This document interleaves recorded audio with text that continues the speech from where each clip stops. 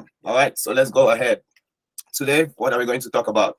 We're going to talk about, as you call, architecture. Okay. So the basic infrastructural components of Microsoft Azure.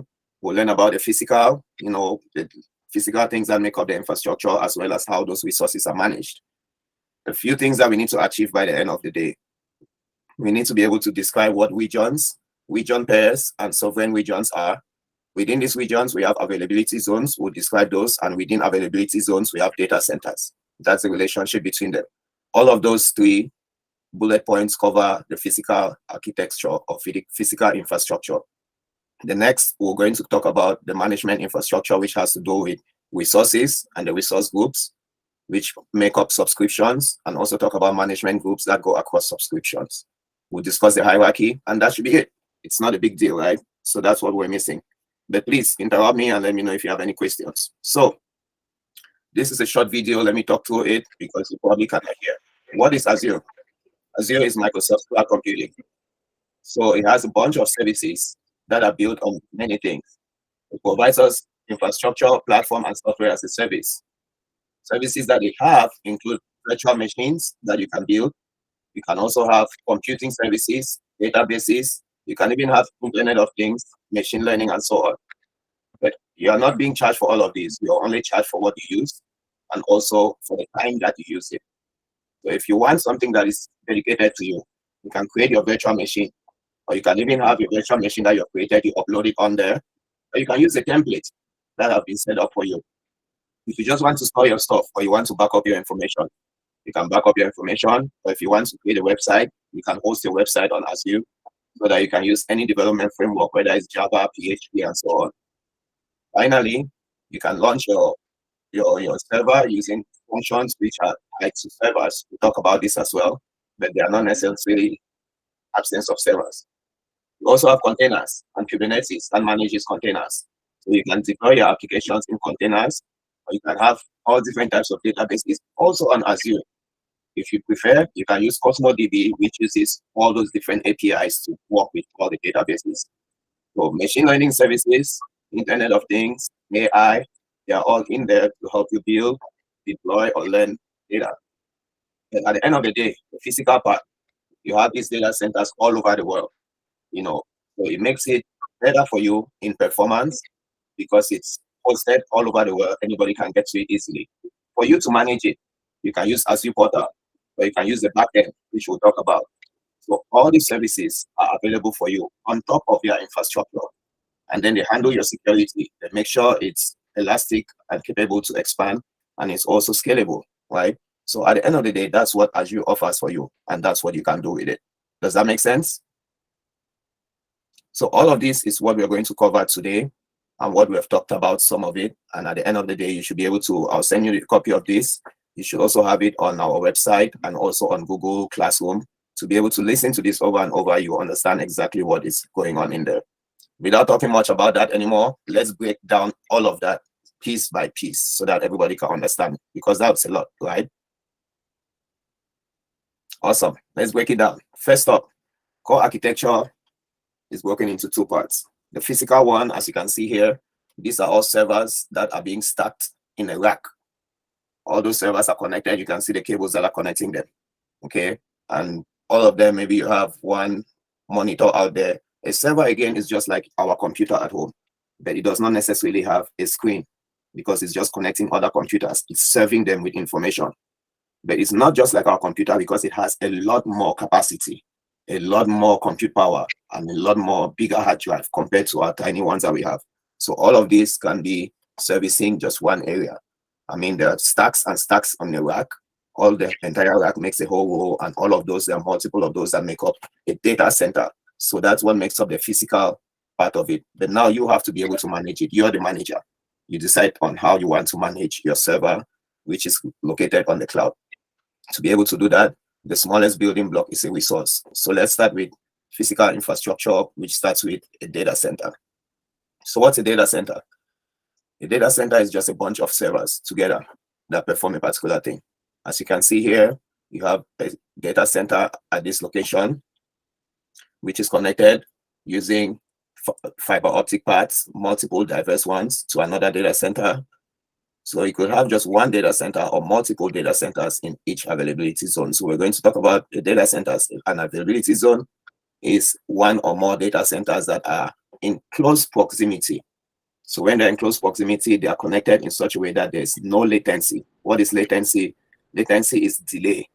So for instance, if you speak and then it takes a minute for someone to hear, that's due to latency, that's due to delay. But we don't have latency when data is being transferred within an availability zone because the data centers are so close that they are very low latency. Now, an Azure region could have 3 or more availability zones within it. So a region, for instance, let's say Brazil South. Brazil South could be a region. Within this region, it has multiple availability zones, right? If you look at South Africa North would be another region. That region has multiple availability zones within them. Within each availability zone, you have data centers in there. So that's what you call a region. Yeah, sorry. I just want like these availability zones, they interconnect with each other. Is it by using physical cables like optic fibers, or is just some kind of just an open space interface communication? Like maybe you can have a communication tower that intercommunicates with another one. Very good. Good question. Very good question. We're definitely going to get into it in the next couple slides. I think the next slide. But this is just painting a big picture of what makes up the physical infrastructure. So the physical infrastructure has these data centers, availability zones, regions, and the next thing I was going to talk about is region pairs. And finally, sovereign zones, which we're going to talk about in depth. So let me dive into that and see if I can answer your question by that. Okay. So here is the region and an availability zone, right? A region is a particular geographical area. Okay. You have one or more data centers in there, and they are always networked together with low latency network. What is low latency network? It's definitely fiber optic. So your question, as you can see on the 4th bullet point right here, the availability zones are connected with high speed private fiber optic networks. Does that answer your question? Yeah. Awesome. So yes. So despite the high speed, there's still like a chance of experiencing latency or not? In this case, for a region, remember a region contains multiple availability zones. Within a region, there is very low latency. So there is no latency in this case. Does that make sense? Okay. Yeah, so the goal here is, for instance, if you look at the previous slide, the goal here is if your customers are in West Africa, you probably want to deploy your application in South Africa because it's close. If your customers are in Central US, you probably want to deploy your server somewhere around here. There's no point in you deploying it in Australia when your customers are in Central US. If your customers are in Australia, you have options that are close to it that will make sure that there's redundancy. If one region goes down, the other region is still up and going, and you have high speed and quick agility in getting your deployments and getting your resources running. Does that make sense? It makes sense. Awesome. The only sad part is looking at these various regions. It shows that Africa, we're left behind. We just have just Africa. If you were Microsoft, will you go and build a data center in Cameroon? I know, that's what I'm saying. That we're really lagging behind because look at Australia. Australia has about 4. Yes, because they know about the corruption and all these difficulties that they'll have. Eventually, things will change. Maybe East Africa is going to have one shortly, but I know that they are growing quite a lot. And I'll send you a few links that you can check out the number of servers that keep increasing and how they go. But going back to it, a region can have one or more data centers, right? Within a region, in this case, as you see on the right, you have 3 availability zones. What is very important for the availability zones is that they have independent power, they have independent cooling and independent networking. So that if availability zone 1 goes down, availability zone 2 is also still up and running and you have no problem. And the way it's set up, we'll talk about it when we talk about storage. You might decide to back up everything that's in zone 1 is copied over to zone 2. Everything that's in zone 3 is copied over to zone 1 so that there's redundancy. If any zone goes down, you have a backup on the other one. No matter what, your data cannot evaporate from space. So again, if it happens that the power goes out in zone 1, that's fine. Everything is either in zone 2 or zone 3 or zone 2. Your system will still be running perfectly fine. Your services are still running perfectly fine. In the meantime, they'll make sure it's up and running again. At some point in time, power is going to return. If it overheats, then they shut it down, the other system is running. So that heating or cooling, and if the network gets breached for one reason or another, or gets affected, interrupted, the other networks are running, so your system is still good. So that's the way it's set up to make sure that within your region, you always have that availability. But the availability zone has a boundary, an isolation boundary set up that ensures that it's not overlapping with the other ones, okay? So at the end of the day, not every zone, or should I say not every region, has availability zones. Some regions don't have, but for every region that has an availability zone, they have at least 3 separate availability zones in there, okay? So I'm not very sure which regions have availability zones right now, but it keeps changing too, depending on you know, how new the region is and what resources they have in there. But that's it for the first part of the physical infrastructure. The next thing we needed to talk about was region pairs. So region pairs, again, this has to do with making sure that for one reason or another, if there's a catastrophe in one area, you have your backup available. So you can see a region in here. Let's say this is South Africa North, and this is South Africa South. They can create a region pair within the same geography. In this case, South Africa is a geography. So within that geography, it's at least 300 miles away. That's to make sure that all your data is replicated and there's serious redundancy, or should I say serious reliability and redundancy. No matter what, your data has its security, you have disaster recovery. One thing happens in one area, it's not going to affect the other area. Does that make sense? So the key with region pairs is to make sure that it's at least 300 miles.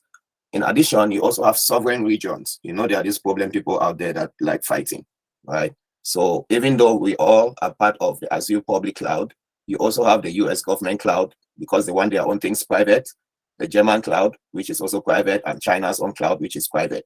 So those are all what we call sovereign zones, okay? There are instances of Azure that are isolated from the main instance, because the US Department of Defense does not want its data mixing up with Chinese data and German data and our own data. So it's all unique. Does that make sense? So that's about it. In a few minutes, we have been able to talk about what physical infrastructure is made up of. And I believe, Gilbert, you had a question earlier about something like this. I don't know. Does this answer your question from last week? Not really. Okay. Because the question I asked you, I was trying to know if there's any data protection law or regulation that helps to ensure that data are safe. Your data is safe. Oh, I Like see. a I law see. or regulation. Yeah. Yeah, so let me escape from this real quickly and go back to our notes. So what we are doing today is just the architecture, core architecture. Later on, when we get to the final week, we're going to talk about governance and compliance. That's definitely going to capture that, as well Yes, as yes. when we talk about identity, access, and security. That's definitely going to cover that, so that I don't want to deviate from our goal of today. Once we get to that, we'll definitely answer that question. Does that help? Yes. Awesome. All right. Do we have any questions before we move on to the management infrastructure? No questions. All right. So management infrastructure, everything that has to do with the physical part, we have done and over with it. Now, when we talk about management, what are these services? We keep saying that cloud computing is services that are provided over the internet. What kind of services can they give us? There are many services out there. Okay, as you can see, there's virtual desktop, there's web app services, there is also database services, and so on and so forth. Each of these services is known as a resource. That's the terminology that Azure uses. So you can create any of these resources. You can also group the resources to help you manage them. And then you have a subscription. Just like with Netflix or Hulu, you have subscriptions in there and you pay for that subscription. Like your phone bill, you have a subscription for your phone bill. So for Azure services, when you create an account, you automatically have a subscription. You can create multiple subscriptions to track your bills. Think about a company. The company knows that, okay, I'm going to be having my database from the sales team. They'll create a subscription for the sales team and create their database. I'm going to have another database for marketing team, or I need an application for the IT team. Each one of those teams can have their subscriptions, and then you track their billing separately, you know, and at the end of the day, you also have management groups. Those management groups can then have multiple subscriptions that it tracks, and you say, okay, this finance team is in charge of this management group, and so on. So we'll talk about all of that and their hierarchy. But let's start with resources. What are resources? There are many, many resources in Microsoft Azure. I mean, I don't know, maybe 200 or 300. But once we start using it, you get to see they're broken down in multiple categories. There's obviously the general and the big three that we keep talking about: compute, network, and storage services. All of these could be things, for instance, like virtual machines, virtual networks, or databases. Anything that you create, or anything that you deploy, or anything that you provision on the cloud is a resource. So it's a basic building block of Azure. But now, for ease of management, you want to group them together. One resource can only be in one group, but one group can have many resources in them. Okay, one plantain plants can have many bunches or many plantains on one bunch, but one plantain cannot be in two bunches at the same time. All right. So at the end of the day, if you want to say you apply something to a resource group, whatever you apply to that resource group gets applied to every one of the resources that are currently in the group and any other resource that you're going to add to that group after. Okay, so you can have security, just like Gilbert was asking earlier. I can decide and say, you have access to this group. If I give you access to this resource group, anything else that I add to this resource group, you will have access to it. Okay, so that's the breakdown for those two. Next up is a subscription. So think about your subscription. You might also have a team. Let's say an IT team. You decide and say you have a development team, a testing team, and a production team. You decide how much you want to budget on each one of those. So each one of them can have their subscription. The developers can go ahead and be working in the development subscription and tracking it. Those that are doing testing, quality engineers and quality analysts can be doing that in the testing subscription. And when your application is live, everything that's running on your live website or your live application, that's going on in your production subscription. So it depends on how you want to set up your account. Your account can have multiple subscriptions or just one. Okay. So subscription, again, is just your unit of management or billing or scaling. So logical, organized according to how you want, and it helps you facilitate that billing.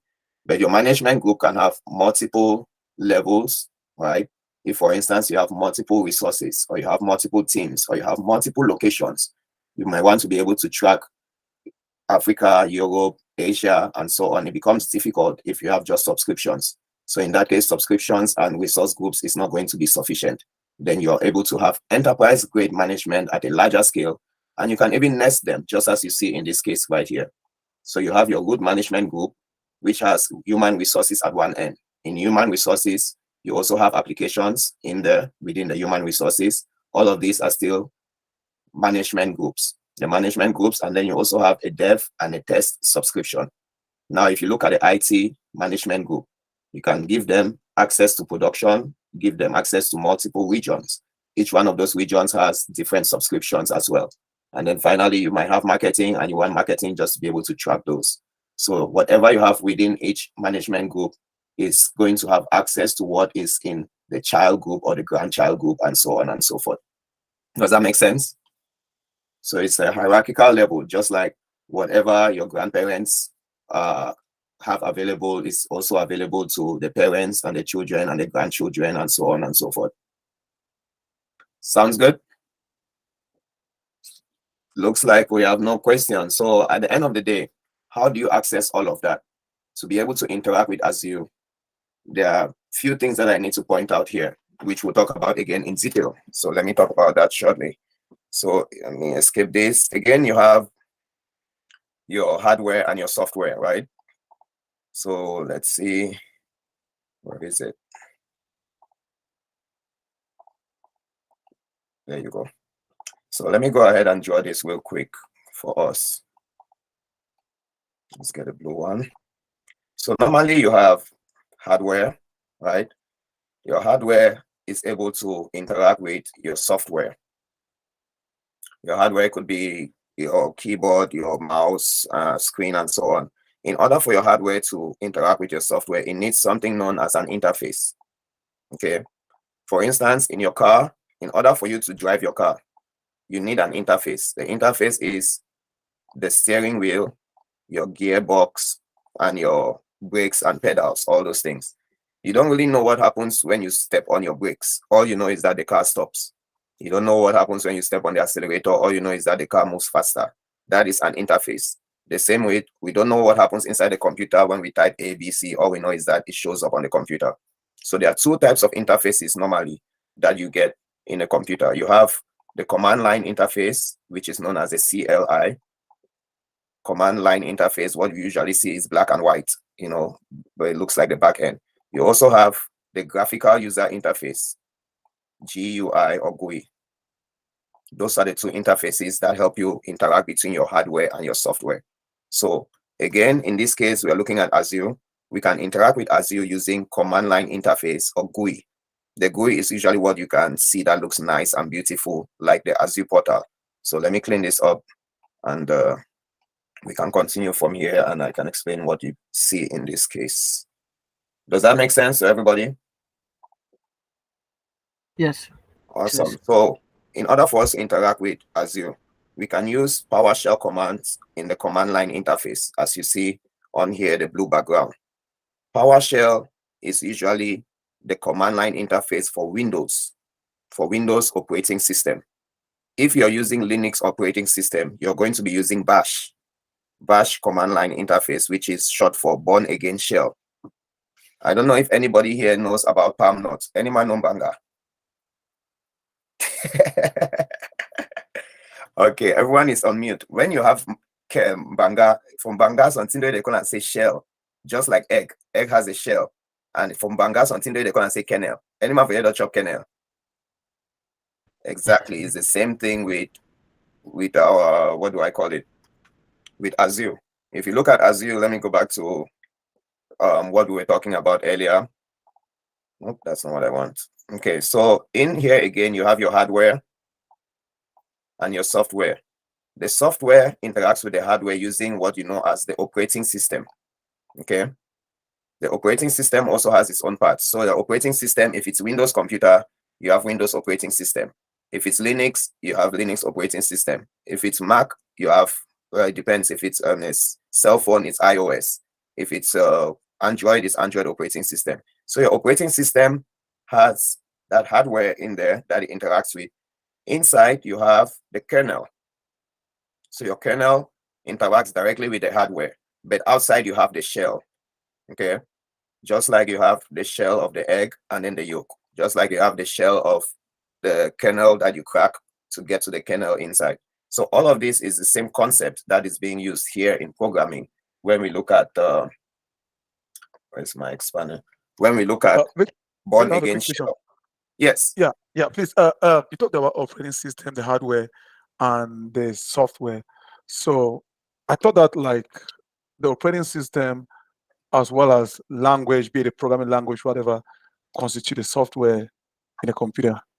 That's how I used to think. That is correct. That is correct. There are two main things in the computer. If we have to look black and white, is hardware and software. Yeah. But between the hardware and the software, you have the operating system. So the operating system is what interacts your hardware and your software. You can buy all the keyboards you have, all the mouse, all the monitor. Nothing is going to happen until you take that hardware and connect it to a Windows computer or a Linux computer or a Mac computer. Yeah, so the point I was trying to make is I thought that, as you earlier said, that a computer constitutes a hardware, which of course the physical, tangible object that you can see, feel, touch. And then what are the software? I thought the software now is constitute like the operating system, the programming language, whatever, So now when you said that the hardware communicates with the software through the operating system, now I started looking at like as if there are three objects there, which you have the hardware, you have the operating system, which acts as an interface to the software. I start looking at it from that perspective. So I don't know if I'm too widening my scope of imagination or. No, you're good. You're correct. You're correct when you say that, because when you look at it at the end of the day, the hardware is what we touch, feel, and see. Within that, there's a clear demarcation between hardware and software. But the software, remember, there are two types of software. There's application software, and then there's system software. The system software is where you have that operating system that connects with your hardware.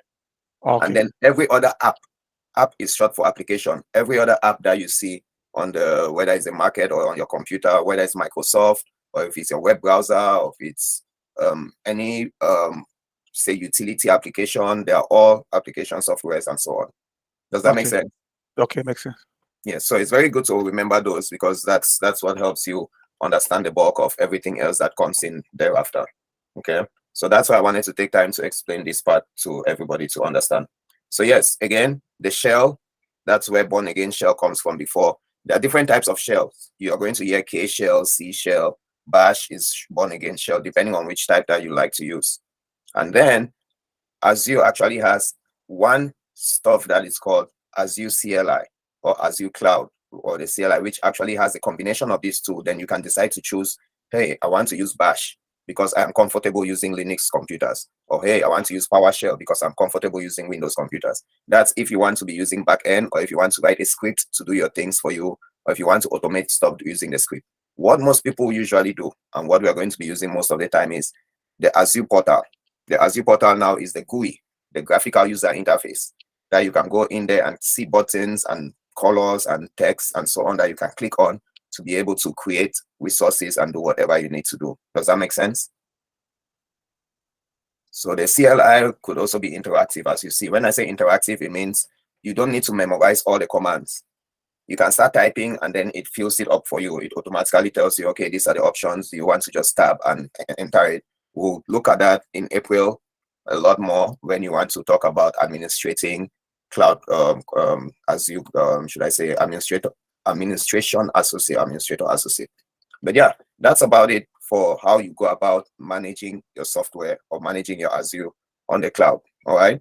So with that, just a recap again, you create an Azure account. When you create an Azure account, it gives you a subscription. Based on that subscription, it's always advisable to create a resource group. Within that resource group, you can start adding resources. If you give someone access, you can either give, I can decide that I'm going to give Egbe access to SQL. I can give him access directly to SQL, or I can give him access to the entire resource group. When you give him access to the entire resource group, then, you know, whatever you add to this resource group, he automatically has access. Whatever you add to this, just like here, if Gilbert has access to this group, that means he has access to every resource within that group. So if it's your first time using Azure, you can create an account for free. If you have a student login, you can create an account for free. But it also has Microsoft Learn Sandbox that helps us out quite a bit. All right. That said, a quick quote before we take our break for the day. Steve Jobs, I think everybody here knows Steve Jobs, the late chairman of Apple. He did say at one time in 1997, I mean, that was way before cloud computing. He said he does not need a hard disk in the computer if he can get a server faster. Okay, if he can get to the server faster, he doesn't really need a hard disk on the computer. So carrying around these computers that are not connected was very, very cumbersome, was very, very tedious for him in comparison. So those are all the things that started this idea of cloud computing. Have a server somewhere that you can connect everybody's stuff to, and we don't have to be carrying huge computers all over the place. All right. Question, Mr. Tibato. You're on mute. You have to unmute. Oh, okay, thank you. Yeah, I have a quick question with that optic fiber. How is it? How is that optic fiber been like interconnected with different the geographical zones? Yeah. Very, very good question. So his question is that connection, right? So you understand you're okay with the part that the optic fiber has connected this, but now how does it go from here to there? Okay, in that case, I think it has a satellite. They have their dedicated satellites that are able to connect those regions together. Obviously, they're not going to be able to run fiber optic cables, but within this region, these are connected by fiber optic cables. These are connected by fiber optic cables. But then you have one region that connects to the web on the another region. I know we have 1 minute before we get on our break, but let me show you quickly. If I go to, I've forgotten the name, Azure Cloud Geography, something. I forgot the link. Where is it? Global infrastructure. There it is. So if you click on that, it's going to show you how those are all connected. And I encourage everyone to go and explore. It even takes you into the data center. You can see what the data center looks like. You can see the security of the data center. You can see all those things that are tied in. Okay, so it helps you look at the global infrastructure, how it's connected. So for instance, you see the world map, and then you see how they are all tied in. and it's going to load up everything on there, including the satellites that are roaming around the Earth. Those satellites are what is helping each one of those connections to be made successfully. Does that help? Vitus, I think I think there is like under sea, under water cables that basically interconnect like Europe and United States. I remember when this crisis just started in Ukraine, Russia was trying to explore a certain area around the Northern Ireland like that, which the Europeans, they were scared that they're trying to map out an area that runs on a cable, underwater cables between, that's optic fibers between UK and United States. In case of something, then they can target it as some kind of, they consider as a security threat. So, and also I heard of some in the U.S. Military base in, is it in Guam or Hawaii? I think in Guam. Yeah, either one of which those. which they also said that Russia had a surveillance ship around that area, which was kind of scanning like undersea cable in case of, they're trying to look at an object that you can target your adversary and cause them severe impact. So I also think that they run physically on the ground, I mean, underwater. Yes, they do run those underground high, what do I call them, low latency networks. As you can see on the map, Okay. all these lines that are being drawn, those are all the cables. But Okay. in some cases you have to be able to get that satellite connection between one area to the other as well. Okay. Make sure that the users, I mean, you don't necessarily need to leave from South America to go to all these connections before getting to Africa. You can also connect to the satellite and directly hit Africa without going through all the different hubs. Does that make sense? Yeah, it makes sense as well. Yeah, but I encourage you to go to infrastructuremap.microsoft.com and explore it quite a bit. So it's 2 minutes after the hour. I would hate to keep you guys longer. I always have my way of doing things in that I want to make sure that we have a 10-minute break after we work for 1 hour. So you can stand up, drink some water, use the bathroom, clear your head, make a few phone calls if you need to. And then we'll come back in the next hour. We should be able to clear out the rest of it. So we've made it all the way to the end here. After the quote, you just have a summary. In this case, the summary again, let me expand this. The summary, we have been able to describe regions, region pairs, and sovereign regions. We also describe availability zones and data centers. We went ahead and dived into management, infrastructure, talked of resources, resource groups, subscriptions, management groups, and their hierarchy. So with that, assuming we don't have any questions, so we should be able to take a quick break. In 10 minutes, I'm going to set a timer. In 10 minutes, we'll come back and then we'll carry on with chapter 4, should I say session number 4. Session number 4, which is going to talk about compute services. So we're done with the architecture. We should be good to go now with compute services. Sounds good?